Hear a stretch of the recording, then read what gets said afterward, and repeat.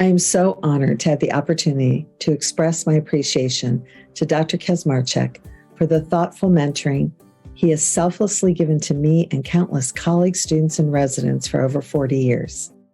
His servant leadership in medical education spans so many learner groups, medical students, residents, the public health service, and faculty development. Few of us ever get the opportunity to make such a positive and broad impact in the lives of others. I am in awe. Joe expertly served the U.S. Public Health Service for 23 years. Having served in the military myself, even early on, Joe influenced me as I navigated how to blend a love of caring for my patients, my family, our learners and teachers, caring for our country, and a sincere sense of duty in all these roles. Joe has served our organization tirelessly, always with kindness and a sense of humor.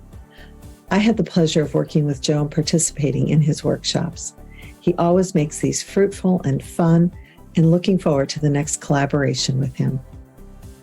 Across Joe's many career milestones, he continues to reinvent himself through a sense of wonder to the benefit of his peers, patients, and learners.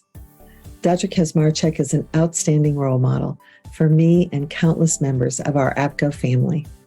My heartfelt thanks and congratulations, Joe. When I learned that I would receive the APGO Lifetime Achievement Award, I was deeply honored and profoundly grateful, especially as I read the names of the previous recipients who were the icons, giants, and legends of our specialty. When I read the name of my mentor, William H.J. Hafner, MD, I realized what an incredible honor it is to follow in the footsteps of your mentor. I met Dr. Hafner in 1987 under a starry New Mexico night when I was right out of my residency and a medical officer in the Commissioned Corps of the U.S. Public Health Service at the Gallup Indian Medical Center. 6 years before that, Dr. Hafner had been stationed there and knew all too well that the family medicine physicians were expected to function obstetrically at the level of OBGYNs, and the OBGYNs were expected to function at the level of MFMs. Dr. Hafner became my mentor that night, as he reminded me, the road to Washington runs through Gallup. In Washington, or at least Bethesda, Dr. Hafner later introduced me to APGO, where, as many have said, I have found my people, and where my subsequent career trajectory was formed. After a 23-year career as a commissioned officer in the U.S. Public Health Service that extended from the Navajo to the NIH, I was recruited back to my medical school alma mater, the Philadelphia College of Osteopathic Medicine, or PCOM, to be a full-time academician. I started as vice chair, assistant residency program director, clerkship director, and M2 reproductive genital urinary course director. Next, I became the assistant dean of clinical education and subsequently the associate dean of clinical education. Assuming the responsibility for all 4 years, I became the associate dean of undergraduate medical education. On February 14th, 2020, yes, Valentine's Day, I was called into the president's office.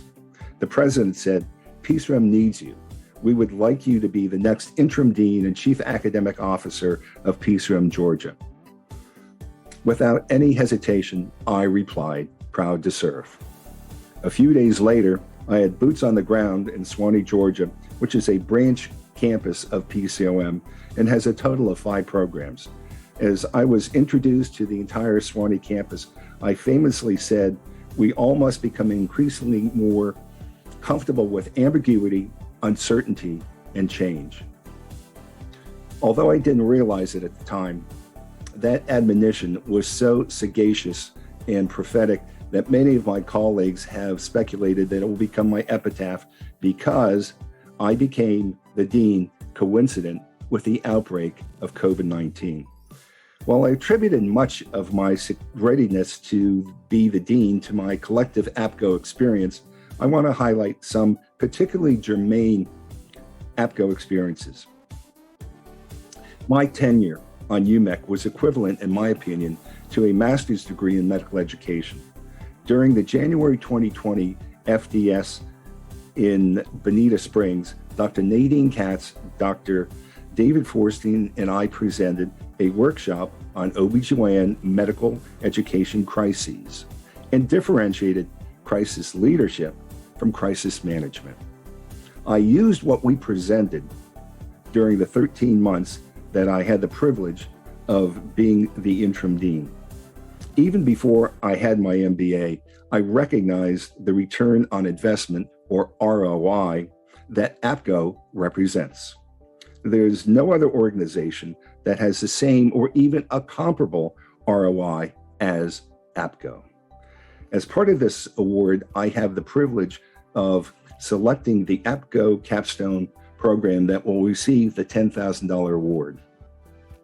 I have chosen the Martin L. Stone, MD, Faculty Development Seminar because, in my view, it has the best ROI by benefiting the largest number of APGO members. While I was the interim dean in the throes of COVID-19, I read an article in the Harvard Business Review that advocated post-pandemic planning ought to begin before the pandemic had ended. That strategy resonated with me, so I began to reflect on post-pandemic medical education. I want to share 3 of my conclusions with you because 3, according to learning scientists, is the easiest number of things to remember. First, we must continue to become increasingly more comfortable with ambiguity, uncertainty, and change. Second, we must enhance the teaching and learning of clinical reasoning. Third, we must increase the strategic focus on and investment in our learners becoming master adaptive learners. Now is a part of my remarks that resemble the Academy Award when I thank a litany of people. First, I need to thank Carolyn, my wife of 45 years, who deserves a large measure of this award because of her support through the ebb and flow of life. Second, I must thank Dr. Hafner, my mentor. Third, I need to thank Dr. Nadine Katz, with whom I have made numerous APGO presentations. Fourth, I need to thank all of the amazing members of UMEC during my tenure on UMEC for their knowledge, creativity, and humor. Fifth, I need to thank Donna Wachter for including a DO on UMEC.